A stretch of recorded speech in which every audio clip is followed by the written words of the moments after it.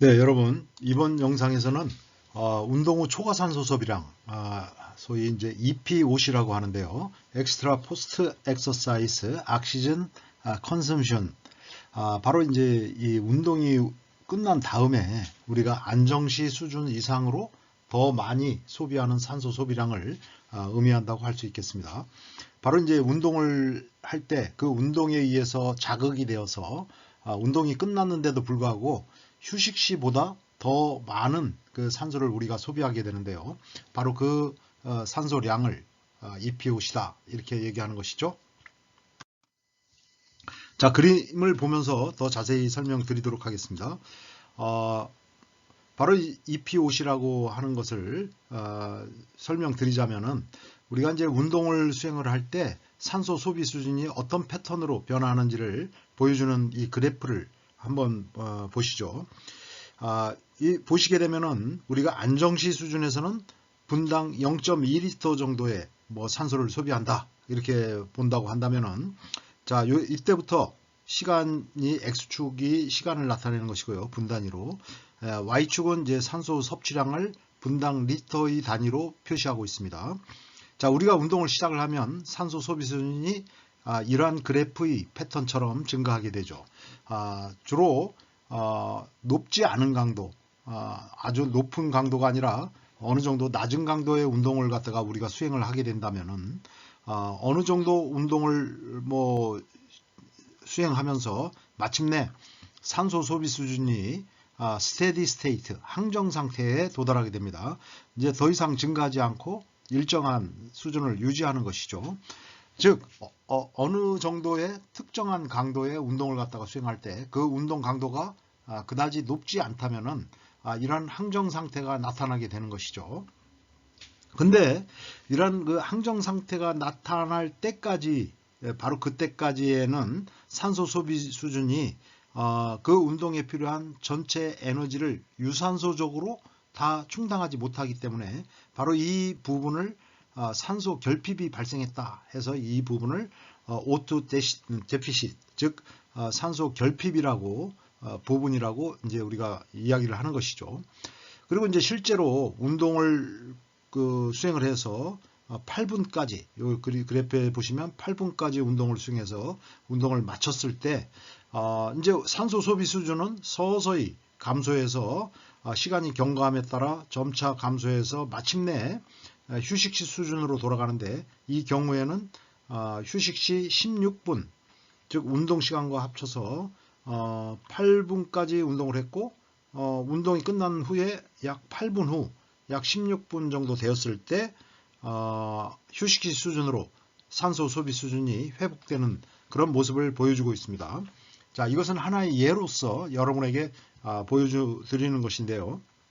자, 그렇다고 한다면은 아까 말씀드렸듯이 산소 부채라고 하는 것은 운동 후에 즉 운동이 끝난 후에 휴식시 수준 이상으로 소비하는 산소 소비량이니까 바로 이 초록색으로 표시한 이 부분 제 이 마크가 가리키는 바로 이 부분이 바로 EPOC라고 말씀드릴 수 있겠습니다. 자, 그러면 이 EPOC는 어떻게 발생하느냐 보면은 운동 후 초과산소 소비량을 측정하는 방법은 결국 이때의 산소 소비량 요것을 갖다가 우리가 측정할 수가 있죠.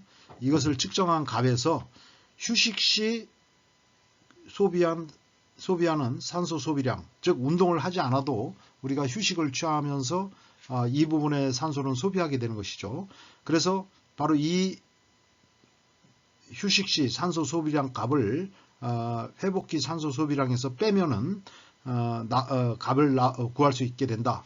즉, 이 경우에 보시게 되면은 운동 후 처음 회복기 1분 동안의 산소 소비 수준이 1.7 리터인 것을 보여주고 있습니다. 그 다음 9분에서 10분 사이, 즉 운동이 끝나고 2분째에 보이는 산소 소비 수준은 0.9 리터인 것을 보여주고 있습니다. 그 다음에서 이제 계속해서 이렇게 감소하게 되죠. 분 단위로. 그래서 마지막 14분과 15분 사이, 이 1분 사이에 산소 소비 수준은 0.21리터. 그 다음에 마침내 15분 16 사이에는 0.21리터의 산소 소비 수준을 보이면서 마침내 회복기로 완전히 산소 소비 수준이 회복기 수준으로 돌아가는 것을 볼 수가 있습니다. 그러면 이 값을 전부 합한, 분당 산소 소비량을 전부 합한 값이 바로 회복기 산소 소비량이라고 하는 것이 되겠습니다. 이 회복기 산소 소비량을 다 더한 값에서 뭐를 빼야 되냐면 바로 이 회복기 휴식시 산소 소비 수준, 즉 이 시간대에 운동이 끝나고서 8분 동안에 운동을 하지 않더라도 우리가 소비하게 되는 산소 소비량은 휴식기 산소 소비량이 0.2이고 8분 동안의 휴식을 취했으니까 0.2 곱하기 8 돼서 이 부분이 되겠습니다. 자, 이 부분을 빼면 회복기 산소 소비량은 다 더한 값이 4.48이고 그 다음에 휴식시 분당 산소 소비량에서 회복 시간을 곱한 값, 휴식시 산소 소비량은 1.6이 되니까 이것을 빼면 2.88리터가 되는 것이죠. 즉 EPOC는 2.88리터다 이렇게 이야기할 수가 있습니다. 아까 설명을 못 드리고 갔는데요. 운동을 시작하면 매우 가벼운 운동이라도 산소 결핍이 나타나게 됩니다. 물론 이 산소 결핍은 운동 강도가 높을수록 더 많이 나타나게 되는데요. 이 운동 초기에 이렇게 산소 결핍이 나타나는 이유는 인체가 운동을 시작한다고 해서 바로 어떤 순환계, 심장의 박동수라든가 또 호흡 수준이라든가 또 근육의 어떤 온도라든가 이런 것들이 완전히 유산소적으로 에너지를 대사할 수 있는 그런 적응에 이르기까지 시간이 걸린다고 하는 것입니다. 그렇기 때문에 불가피하게 운동 초기에는 이러한 산소 결핍이 나타나게 된다고 하는 것이죠. 그런데 이렇게 인체가 유산소적 대사 적응에 필요한 시간은 뭐 학자마다 차이가 있겠지만 약 5 내지 8분 정도는 소요된다 이렇게 얘기할 수 있습니다. 그래서 운동을 할 때 체온을 높여서 부상을 방지하기 위한 의미로 웜업이 필요하기도 하지만 바로 이러한 유산소적 대사에 잘 인체가 적응할 수 있도록 그렇게 준비할 수 있는 그런 웜업이 필요하다 이런 점을 이야기해 주는 것이죠. 그 다음에 이제 여기 EPOC는 과거에는 OTDET 즉 산소 부채라고 이야기했습니다. 이것은 이제 과거 개념이라고 할 수 있는데요. 왜 산소 부채라는 이름을 갖게 되냐 하면은 처음 운동을 시작할 때 O2 데피시 즉 산소 결핍이 발생했는데 운동이 끝난 다음에 이 빚진 것을 결핍된 것을 운동이 끝난 다음에 다시 갚는다. 빚을 갚는다는 의미로 쓰여졌습니다. 그래서 처음에 이러한 산소 부채가 생기는 요인을 갖다가 젖산을 제거하는 데 산소가 추가적으로 많이 필요하기 때문에 그런 파트가 젖산성 산소 부채 국면이라고 이름을 붙이고 운동이 끝나고 바로 이때 이렇게 산소 소비 수준이 높은 상태를 여전히 유지하는 이유는 여러 가지 이제 그 체온이 상승했다던가 아니면 미오글로빈이나 이러한 또 미토콘드리아에 산소를 갖다가 공급하고 그 다음에 여러 가지 대사 물질을 갖다가 처리하는데 추가적으로 산소 소비 수준이 높아지기 때문에 그렇지만은 이제 이 처음 앞부분 급격하게 산소 소비가 감소하는 부분은 젖산을 제거하는 것과 직접적으로 관련되어 있지 않다 해서 비젖산성 산소 부채 국면이라고 이야기가 페이스라고 하고요. 그 이후에 이제 산소 부채 수준이 어느 정도 이렇게 쭉 좀 더 장시간 높은 수준을 유지하는 것은 젖산을 처리하기 위해서 산소가 더 필요한 것이다 라고 생각을 해서 이것을 젖산성 산소 부채다 이렇게 이야기한 것이죠. 그러나 이제 말씀드렸듯이 이것은 좀 더 이전의 개념이라고 얘기할 수 있고 지금은 이제 더 이상 이런 용어를 사용하는 것은 아니라고 말씀드릴 수 있습니다. 자, 그러면 고강도의 운동을 수행을 할 때의 EPOC는 어떻게 되는지 패턴을 보여주고 있는데요. 고강도 운동을 수행할 때는 이런 패턴으로 산소 소비 수준이 증가하게 되죠. 그래서 산소 결핍도 굉장히 높은 수준을 나타내는 것을 볼 수가 있습니다. 그런데 보시다시피 이 고강도 운동을 수행할 때는 스테디 스테이트가 나타나지 않는다. 즉 항정 상태가 나타나지 않는다는 것을 알 수가 있습니다. 그래서 고강도의 운동을 수행해서 마침내 운동을 끝났을 때 역시 이제 이렇게 산소 소비 수준이 감소하는데요. 휴식 시 수준 이상으로 증가한 이 부분이 산소 소비 수준이 EPOC다. 운동 후 초과 산소 소비량이다. 이렇게 이야기를 하는 것인데요. 고강도 운동 중에는 운동 후에 발생하는 산소 부채는 언제나 산소 결핍보다는 훨씬 더 많다라는 것을 이야기할 수 있습니다. 즉 운동 시에 산소 소비의 항정 상태는 고강도 운동할 때는 나타나지 않고 또 EPOC는 산소 결핍에 비해서 훨씬 크고 또 지속 시간이 고강도 운동 시에는 길게 나타나게 되는 것을 보여주고 있습니다. 근데 이 EPOC는 그럼 어떨 때 쓰는 거냐? 우리가 최대까지 운동할 때는 최대 산소 부채량, 즉 최대 EPOC를 구할 수가 있습니다. 그런데 이것이 바로 일종의 무산소적 대사 능력의 한 평가 지표로서 잘 사용될 수 있다고 하는 것입니다.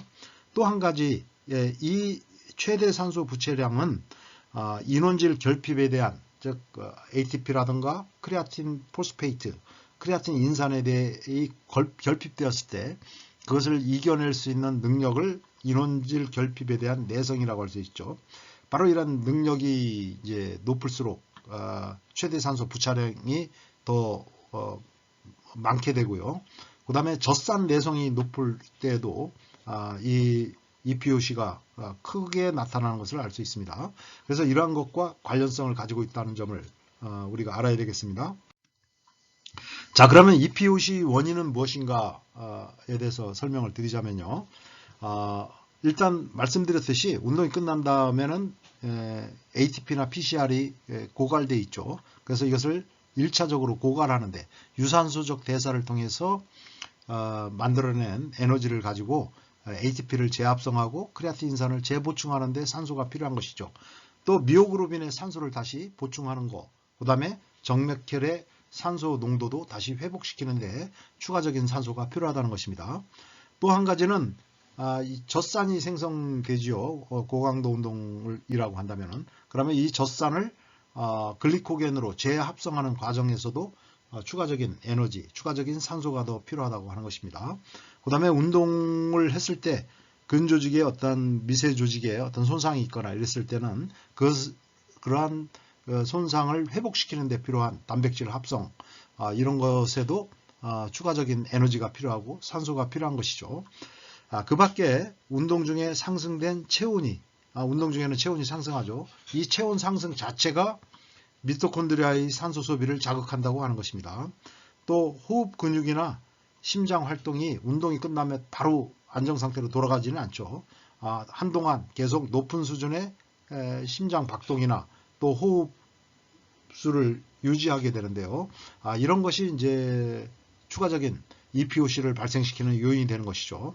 또 운동 시에는 여러 가지 호르몬들이 많이 분비되죠. 그래서 뭐 에피네프린, 즉 아드레날린이라든가 코티솔이라든가 그로스 호르몬이라든가 성장 호르몬, 또 갑상선 호르몬, 굉장히 많은 종류의 호르몬들이 운동에 의해서 자극되어서 더 많이 이제 분비가 증가하는데, 특히 에피네프린 같은 것은 미토콘드리아의 추가적인 산소 소비를 자극한다고 하는 것입니다. 자, 그러면 굉장히 이 EPOC와 관련해서 우리가 중요하게 봐야 될 것 중에 하나가 애프터 번 효과입니다. 애프터 번 이펙트라고 하는데, 즉 운동이 끝난 다음에도 대사 수준이 계속해서 높은 수준을 유지하게 하기 때문에 우리가 이제 체중 감량, 체지방을 더 제거하는데 이러한 효과를 기대할 수 있다고 하는 것이죠. 근데 EPOC 효과라고도 이것을 이야기할 수 있는데, 이러한 EPOC를 증가시키는 데 더욱 효과적인 운동은 어떤 것이 있는가라고 했을 때, 서킷 트레이닝과 또 고중량, 중량이 높은 근력 운동, 저항 운동을 결합해서 하는 거, 그리고 이제 휴식 시간은 짧게 갖게 하는 이러한 형태의 운동이 EPOC를 증가시키는 데 효과가 좋다고 하는 것입니다. 특히 가장 좋은 방법으로 알려진 것은 High Intensity Interval Training, 즉 고강도 인터벌 트레이닝이라고 하는 것입니다. 그래서 강도가 높은 자기 최대 산소 섭취량의 80% 이상의 높은 강도로 운동을 하고 그 다음에 이어서 유산소적인 운동을 갖다가 하는 것이죠. 이러한 것을 이제 되풀이 반복하는 형태의 운동을 고강도 인터벌 트레이닝이라고 하는데, 바로 이러한 형태의 운동이 EPOC를 자극하는 가장 효과적인 운동 방법이다 라는 것이 많은 연구를 통해서 증명되고 있습니다. 또 한 가지 꼭 알아야 될 것은 EPOC는 Exercise Intensity, 운동의 강도에 의한 영향을 받으며 시간에는 거의 영향을 받지 않는다는 것이죠. 예를 들어서 낮은 강도로 장시간 운동을 했을 때 EPOC 효과는 비교적 거의 크지 않다라고 말씀드릴 수 있습니다. 그래서 요즘 나오는 체중 감량에 더욱 효과적인 운동은 짧더라도 좀 더 높은 강도의 운동을 하는 것, 물론 자신의 건강 상태나 또 여러 가지 체력 수준을 고려해서 운동을 해야 되겠지만, 특별한 문제가 없는 카디오 프로블럼이 없다면은, 즉 심장에 문제가 없다면은, 또 건강 상태가 좋다면은 이런 그 운동 강도가 무산소적인 운동도 훨씬 더 효과적이라고 하는 것입니다. 그렇기 때문에 무조건 유산소 운동이 체중 감량에 좋다라고 이야기하는 것은 상당히 지금은 잘못된 개념이라고 이야기할 수 있습니다. 그 다음에 EPOC 자극 효과는 또 고중량의 저항 운동이 저중량의 저항 운동보다 또 동일한 에너지를 소비하더라도 고중량의 저항 운동을 했을 때 체중 감량 효과가 더 크다. 즉 EPOC 자극 효과가 더 기대할 수 있다. 즉 애프터 번 효과를 더 기대할 수 있다고 하는 것입니다. 또 고중량의 저항 운동의 경우에는 동일하게 에너지를 소비하더라도 낮은 강도로 장시간 운동하는 그런 형태의 유산소 운동에 비해서 EPOC 자극 효과가 더 크다고 하는 것입니다. 그렇기 때문에 우리가 이제 사이클이나 러닝을 하더라도 보다 더 높은 형태의 HIIT, 즉 고강도 인터벌 트레이닝이라든가 이런 운동을 함으로써 체지방 감량 효과가 더 기대할 수가 있다는 점을 우리가 기억해야 되겠습니다.